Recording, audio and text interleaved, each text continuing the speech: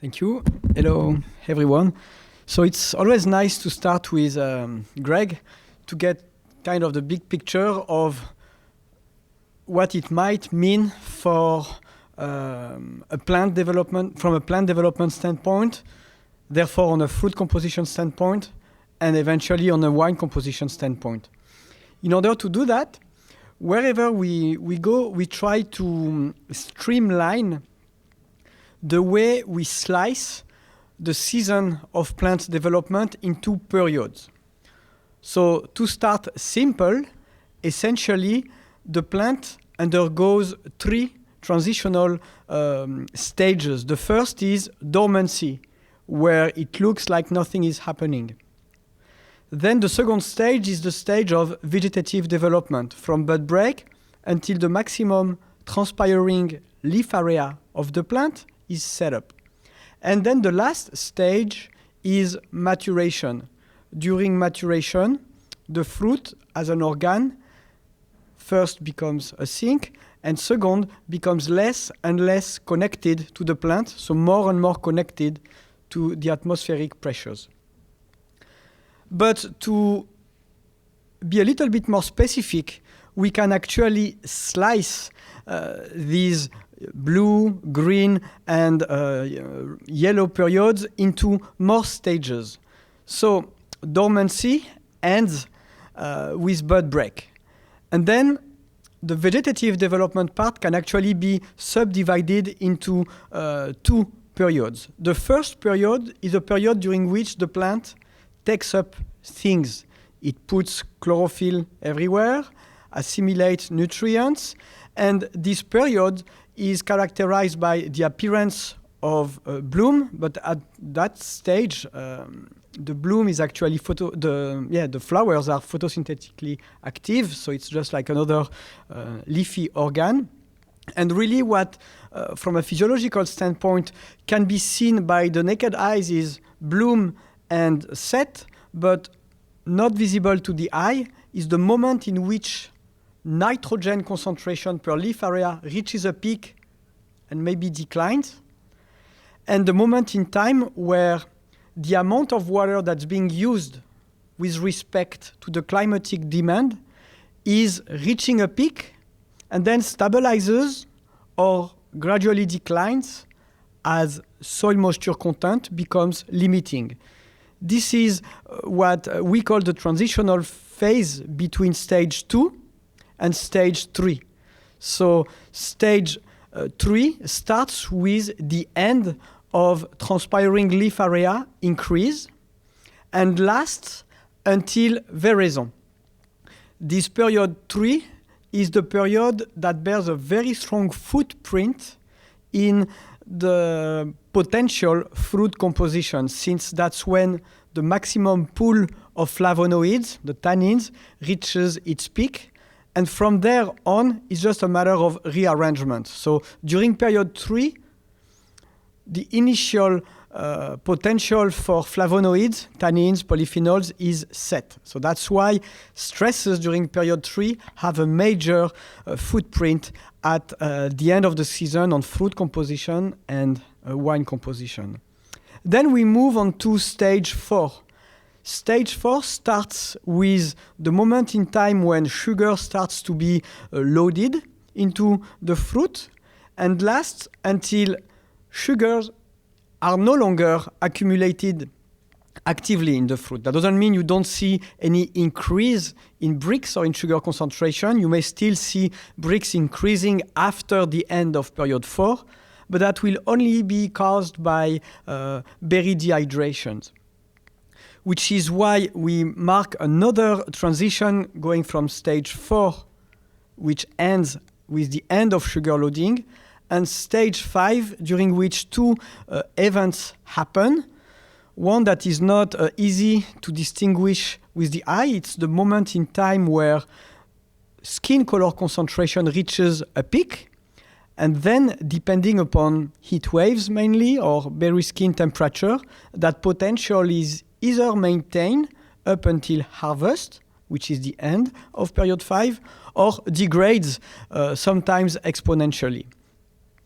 So I'm going to try to really screen through the season with that type of framework in the back of my mind. So I'm going to refer consistently to period 1, period 2, period 3, trying to predict what kind of carryover effects those periods will have on fruit maturations. To put things in perspective, and here I'm leveraging the work of an international community of researchers, of whom I think Greg participates, but it's essentially the work of Parker, Amber Parker. And what this consortium of authors have done has been to try to look at how growing degree days accumulation kind of sets the stage at which phenology and key changes in plant development do occur. So typically, we expect veraison to be somewhere around 1,000 growing degree days, depending upon varietals. It might be 900s or 1100s. And this year, starting to count from March 1st onwards, this occurred around August 1st, which is fairly late. But we know why, based on Greg's presentation of the climate. Another interesting point is, when do we reach midway between 0 and 1,000 growing degree days? Some years we reached it before the solstice. This year, you see, we were only at 500 growing degree days at the solstice. So we know it typically takes 700 growing degree days for leaf area to fully develop. So that means that we do not expect the full transpiring leaf area to be unfolded until after the longest days of the year have been reached. Another interesting point, here, August 29th, and Cecilia after me will discuss that point, is when statistically the berry stopped being a sink for calling active sugar loading. And we see it happened around 1,200 growing degree days. We'll see what it means in terms of fruit maturation patterns. Okay, so now that we have this framework, let's dive a little bit more into climatic variables by first focusing on period 1. So period 1 is anywhere from leaf fall until bud break. And as Greg was showing, we see that during January 1st to March 1st, we had a lot of rain. What does it mean from a plant standpoint? Well, it's hard to make a lot of inferences, but one that we can make with a fairly good amount of confidence is that microbiological activity will not be reduced, which means a high mineralization rate, which means a high chance of nutrients being available for early uptake at the root system level. So those conditions are, in a big picture, of course it varies sites to sites, but relatively well conducive of a good nutrient uptake. And we will see if that's actually observed in a moment. And that's what I would really retain from now, focusing on period 1. Let's look on period 2, and I'd like to spend a little bit more time here because there is a tremendous amount of work going on to really fine-tuning period 2, and here is why. It's because more and more work trying to dissect what contributes to the making of a bud fertility is actually showing how exquisitely important some sections of period 2 can be in order to set up the number of clusters and the size of cluster. And actually, it's even more complex than simply looking at 2019. We actually have two compounds, 2 seasons on top of each other. This work was started by Carmo Vasconcelos and is currently under lots of studies worldwide. The most recent one is from Cécile Laurent.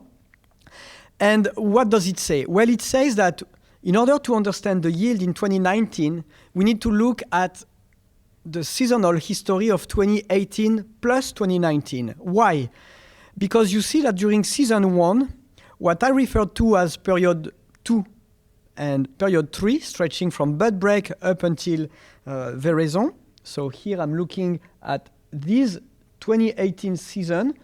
you see that during that time, this is when the potential for number of clusters and size of clusters is actually being set and strongly impacted by the intensity of water stress and nitrogen stress, particularly during the later part of the first season. So by later part, I mean 400 to 700 growing degree days. We'll come back to that in a moment. But why is that important? It's because at the end of season 2018, so November 2018, December 2018, inside the bud, there is already up to 90% of the yield variables that has been already programmed. Then we start 2019, and we have conditions in terms of water supply and nitrogen supplies that will also impact yield variables, but the greatest impact of them all will be focusing on berry weight variations. And we will see in the next presentation that berry volume variations can play a role that may jeopardizes in the range of 20% of total yield. So you see, 80% of the yield, big picture, is actually determined last year. So this is why I'm going to focus on period 2 with some level of details, because it is going to impact not only the yield we observed in 2018, but it has also some predictive meaning in terms of what we should observe this year. So keep in mind the long-lasting effects of period 2. Not only does it affect bud fertility this year, but it also affects bud fertility next year. And we are going now to look at heat accumulation during period 2 and water, because water during period 2 drives the severity of stresses during period 2. So looking at heat, well, the big picture is that you see 2019 is fairly similar to 2018. This is the amount of daily temperature. Day after day, we accumulate how much over 10 degrees Celsius the temperature has been, and we compound that days in, days out, which is why it's expressed in degree day. And we see that by the end of July by middle of July, July 21st, actually, we had accumulated the same amount of growing degree days in 18 and in 19. However, the pattern under which this accumulation happened was different. We see the footprint of what Greg was showing, meaning a 40 degree days more rapid accumulation during the period April to May 1st. So this period is interesting because during that phase, up to 7-8 leaves being unfolded, the plant is actually relying upon its own reserves to fuel the development of biomass. It's autotrophous. It needs to wait until a certain amount of leaves has been developed to start relying on its own photosynthetic activity. So basically, a good use of reserves that have been stored in the roots to fuel a good start of shoot development. But then we had a fallback. We know why. It's because it was very rainy. And visibly, it translated into a major stop or very drastic slowdown in terms of shoot elongation rate. And then it caught up. During the months of June and the months of July, Greg was showing we had 2 events in June where temperatures were departing from the normal. You see, we got a similar amount of heat.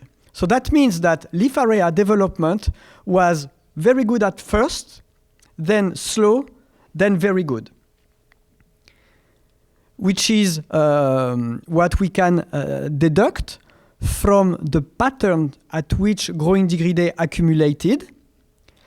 But there is a long-lasting effect because we see period 2 is actually setting up the stage for what's going to happen during period 3, 4, and 5. So that means that this delay in heat accumulation in May has a very strong carryover effect in terms of widening the window during which berry coloration occurs and stretching sugar loading during period 4. A long period 2, usually that's what we observed in more oceanic climates such as Bordeaux. And you'll see that interestingly, the vintage in Sonoma bears some similarities with a Bordeaux-like vintage, at least during the period 2. Now let's look at water supply during period 2. Here, what I'm going to do is simply looking at the amount of rainfall that fell after bud break. And what we see is that overall it seems to be very similar to 2018. But really what we need to focus on is the timing of 60 millimeters of rain. So I don't know how much that will be in inches, but typically a plant uses 3 to 4 millimeters a day when it's fully developed. So you see that we had these 20 days of maximum transpiration being provided by an extra amount of rain falling right during the time where leaf area development needs a boost. We'll see that we'll have a profound impact at explaining why in 2019 we expect to see so much heterogeneity in terms of vineyard performances. It has a lot to do with this departure in terms of rain timing, the apparition of the rain, the timing of the rain. So keep in mind that this rain happened right during that exquisite window where we know it can impact next year yield. So that means that if the yield is in part determined in 2020 by what happened in 2019, it won't be negatively impacted by water deficit during 400, 700 growing degree days period. So that means that the potential for a high bud fertility from a stress standpoint is there for 2020. We should be ready to have a high number of flowers, and those flowers should be on average rather big, provided nothing bad occurred during bloom and set in 2020. So another carryover effect of this heavy rain during the months of May is that there won't be any restriction in terms of leaf area coming from the climate. So the only restriction that may reduce leaf area development will be attributed to the site specificities. Very gravelly soil, small root reservoir size. Which means that there is, in most of the sites, no need to irrigate. And in sites where you know years in, years out, you must irrigate, it's an opportunity to postpone the timing of your first irrigation. The second take home is that we will need to be much more focused on working around canopy after the big burst in leaf area development occurs. So all the works should have been probably postponed during the months of May with respect to the low growing degree days accumulation in order to be more actively working on canopy manipulation around the fruiting zone later, essentially when the plant starts to be a little bit less active in terms of leaf area development. Another question we may ask ourselves, okay, I have good conditions for a nice nutritional uptake, but this nutritional uptake will happen maybe earlier compared to when the leaf area development stops. What I'm trying to hint at here is that typically we observe the peak of nutrient uptake around early June, middle of June. But what if that peak stops early in a year where leaf area starts developing until middle of July? We've seen in the past that sometimes particularly after a drier winter. And this causes a dilution because we have a set amount of nutrients that has been assimilated by the plant, but the plant keeps growing and growing, which means that in a larger volume of leaves, this extra biomass tends to dilute the nutrients. And that may actually skew the way you look at your traditional peciol analysis, say at bloom. You may underestimate or overestimate the need for nutrition. So I was really wondering if we were going to see a deficit in nutrients, not because there is not enough nitrogen to start the season, but simply because there is a potential for a large dilution in a large biomass. So here, long story short, this is not what we have observed. Technically speaking, what am I summarizing with this slide? On many sites, in Sonoma, but also in Napa, we come and on weekly schedule, we monitor the amount of nitrogen that has been accumulated into the leaves. How do we do that? By simply activating the chlorophyll on the same leaves and looking at how much light is actually capable of being trapped by the chlorophyll, and that directly translates into how much nitrogen is actively accumulated into the leaves. And what we observed is that the peak of leaf nitrogen, interestingly, was also postponed in 2019. So it happened 2 weeks after the peak of nitrogen biological index, the peak of nitrogen accumulation in the leaves in 2018. So first of all, it's not something we could have invented, but the plant time clock actually postpone the moment when it peaks in terms of mineral uptake. Secondly, the amount of nitrogen was high enough to actually buffer the effect that a potential dilution could have had. So we ended up with a lot of nitrogen into the leaves, which wasn't intuitively what we could have hoped. So what does that mean? Well, it means that despite a larger leaf area production, there is no nitrogen deficit. So this is the second thing that's going to impact the yield in 2020. Not only did we not observe any water deficit, but we also did not observe nitrogen deficit in 2019. So the absence of limitation in terms of nitrogen uptake will mean a good photosynthetic activity potential. Now the next question, how is that high photosynthetic capacity going to affect plant development? With lots of nitrogen and zero water stress, the machinery that converts photons into carbohydrates will work at full speed. Okay, but is that going to benefit the leaves or is that going to benefit the fruit? In other words, how is that going to affect the vineyard balance, the ratio between leaf area and fruit?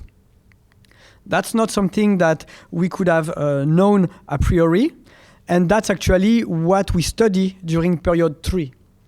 But there is something unique about period 3 in the context of 2019, and we rarely see that. We saw it in 2010, that it actually does not really exist.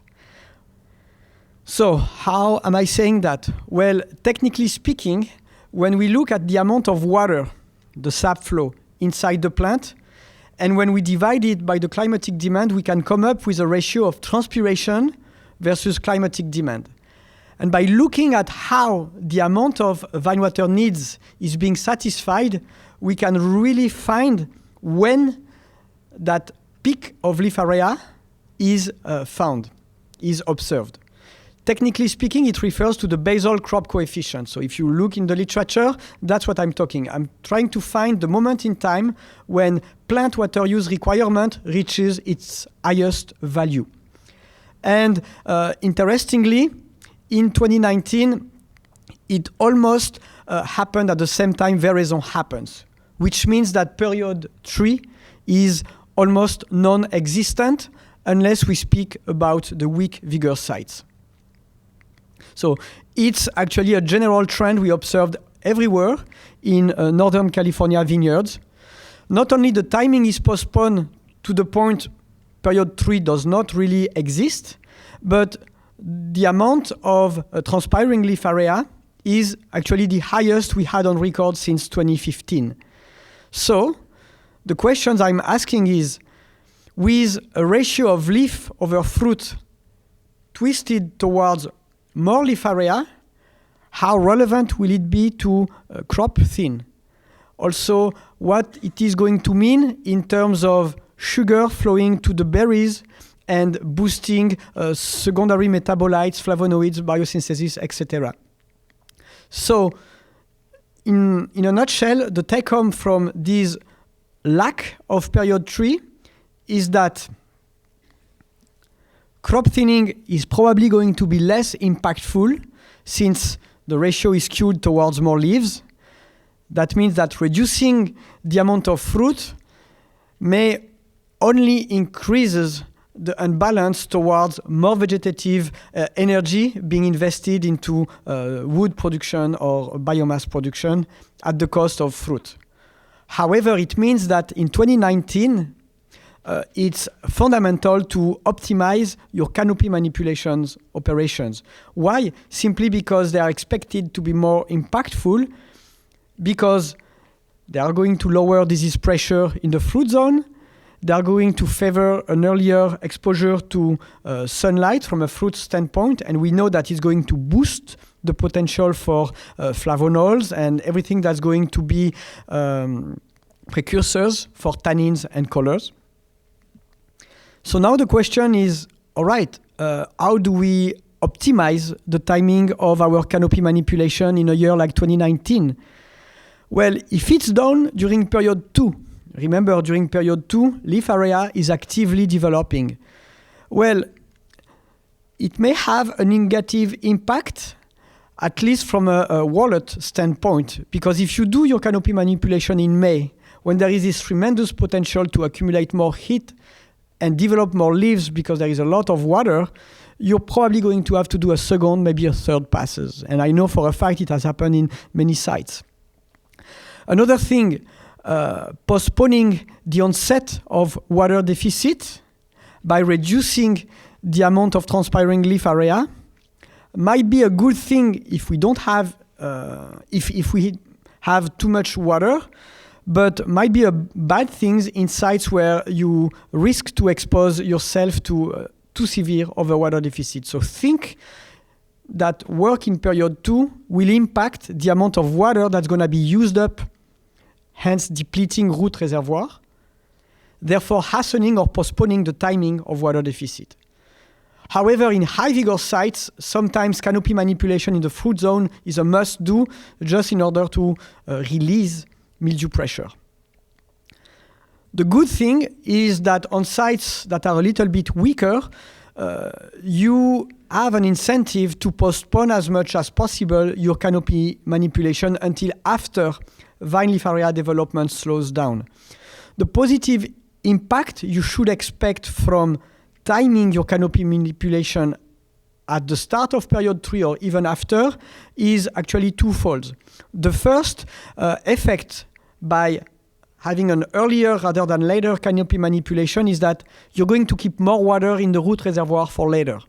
So if you're in a site that is prone to develop brutal water deficit, it might be counterintuitive, but go rather early, so at the start of period 3. Why? To minimize the severity of water deficit during period 4 and 5. Also, the benefit you may expect is increasing berry volume. However, in sites where vigor is not a problem, you have an incentive to postpone the timing of canopy manipulation.